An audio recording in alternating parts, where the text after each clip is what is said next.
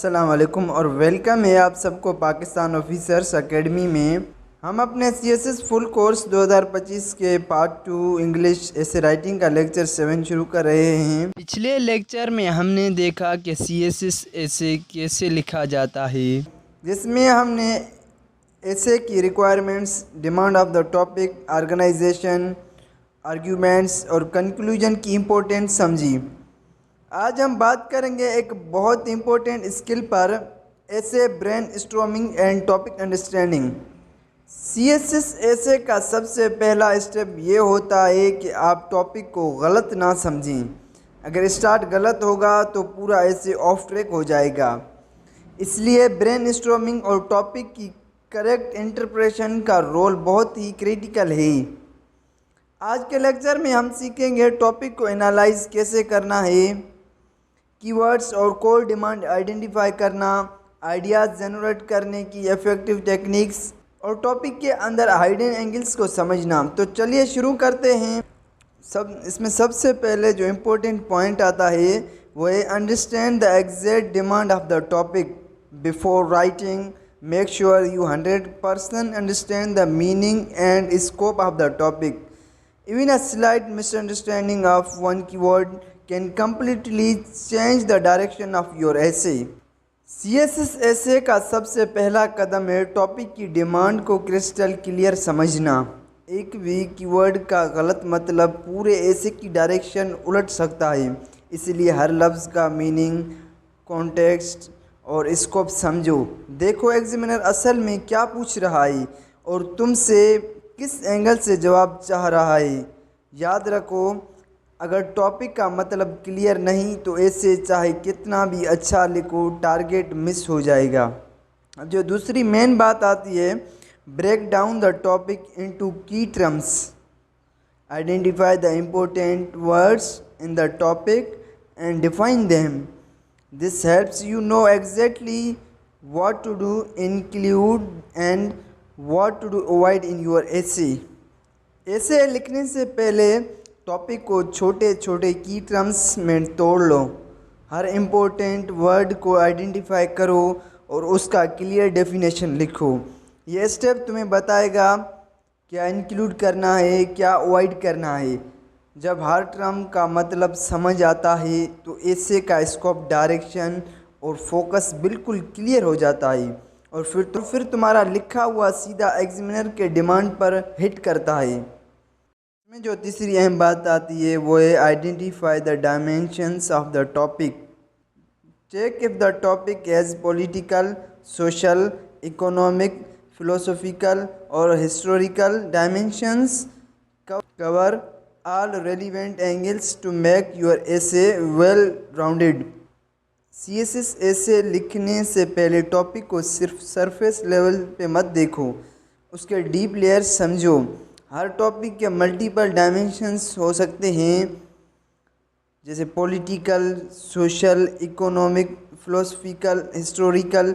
अगर आप सिर्फ एक एंगल कवर करते हैं तो ऐसे वन साइडेड लगता है, लेकिन जब आप हर रेलिवेंट डायमेंशन को टच करते हैं तो एग्जामिनर को लगता है ये कैंडिडेट का विजन बोर्ड और बैलेंस्ड है। Multiple dimensional approach high marks. अब इसमें जो तीसरी बात आती है, brainstorm ideas before writing.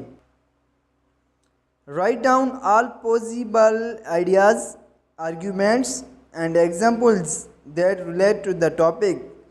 Do this quickly without worrying about structure at first। ऐसे लिखने से पहले दिमाग को फुल स्पीड से चलाओ। जो भी आइडियाज़, आर्ग्यूमेंट्स या एग्जाम्पल्स टॉपिक से रिलेटेड आते हैं सबको जल्दी से लिखो। इस स्टेज पे ग्रामर, सीक्वेंस या स्ट्रक्चर की टेंशन मत लो, बस अपने माइंड का रॉ मटेरियल पेपर पे उतार दो। ये ब्रेन स्टॉर्मिंग स्टेप आपको हेल्प करता है टॉपिक का डेप्थ समझने में, रेलिवेंट पॉइंट्स कलेक्ट करने में और लेटर एक स्ट्रॉन्ग आउटलाइन बनाने में। रिमेंबर, अच्छी सोच अच्छा ऐसी।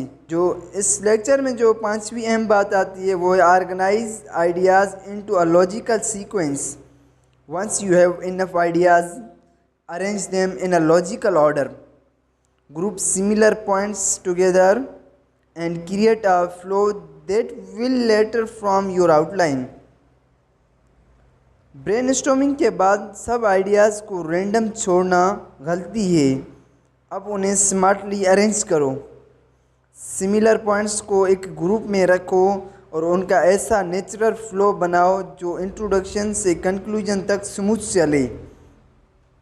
ये स्टेप आपके एसे को देता है क्लियरिटी, स्ट्रॉन्ग स्ट्रक्चर और एग्जामिनर के लिए एसे रीडिंग। याद रखो, बेहतरीन आउटलाइन के राज होते हैं बेहतरीन ऑर्गेनाइजेशन। अब इस लेक्चर में जो 6 नंबर पर जो अहम बात आती है वो है रिमूव इर्रेलीवेंट और weak points. Not every ideas will be useful, eliminate those that are off topic और too weak to support your main argument. Brainstorm के बाद हर आइडिया को ऐसे में जगह देना ज़रूरी नहीं, सिर्फ वही पॉइंट्स रखो जो टॉपिक के कोर को सपोर्ट करते हैं। जो आइडियाज़ ऑफ ट्रैक हैं या इतने वीक हैं कि उनका कोई सॉलिड प्रूफ नहीं, उन्हें बिना सोच समझ के कट कर दो। ये काम आपके ऐसे को बनाता है फोकस्ड, पावरफुल और एग्जामिनर फ्रेंडली। रिमेंबर, क्वाइटली बीट्स क्वांटिटी। अब इस लेक्चर में जो लास्ट अहम पॉइंट है वो है prepare a clear outline from your organised ideas, make a bullet point outline. This will guide your writing and help keep your essay focused. Ideas organise करने के बाद उन्हें बुलेट पॉइंट्स में लिखो। ये आपका रोड मैप होगा जो आपको लिखते वक्त ट्रैक पर रखेगा। आउटलाइन में इंट्रोडक्शन के मेन पॉइंट्स, हर बॉडी पैराग्राफ का कोर आइडिया, कंक्लूजन का समरी नोट। इस तरह आपका ऐसे फोकस्ड, लॉजिकल और स्ट्रक्चर्ड रहेगा और लिखते वक्त आप कहीं भी घूम फिर के ऑफ ट्रैक नहीं जाएंगे। आउटलाइन ऐसे का बैकबोन होता है। स्टूडेंट्स, आज के लेक्चर में हमने सीखा कि ब्रेनस्टॉर्मिंग और टॉपिक अंडरस्टैंडिंग CSS ऐसे का फाउंडेशन है। अगर आप टॉपिक को ठीक से समझ लेते हैं, उसके कीवर्ड्स आइडेंटिफाई करते हैं और आइडियाज़ को ऑर्गेनाइज करते हैं, तो आप अपना ऐसे फोकस्ड, रेलिवेंट और हाई स्कोरिंग बना सकते हैं। पार्ट 2 के इस लेक्चर का मेन टेक अवे ये है, strong essays always begin with strong understanding. अगर ये लेक्चर आपको पसंद आया तो सब्सक्राइब ज़रूर करें ताकि अगली वीडियो आप तक पहुंच सके। इंशाल्लाह अगले लेक्चर में हम ऐसे की आउटलाइन प्रिपरेशन का डिटेल्ड प्रोसेस देखेंगे, जहां ब्रेनस्टॉर्मिंग से बनाए गए आइडियाज़ को एक विनिंग आउटलाइन में कन्वर्ट करेंगे। तो मिलते हैं अगली वीडियो में, तब तक जुड़े रहिए पाकिस्तान ऑफिसर्स एकेडमी के साथ। जज़ाकल्लाह।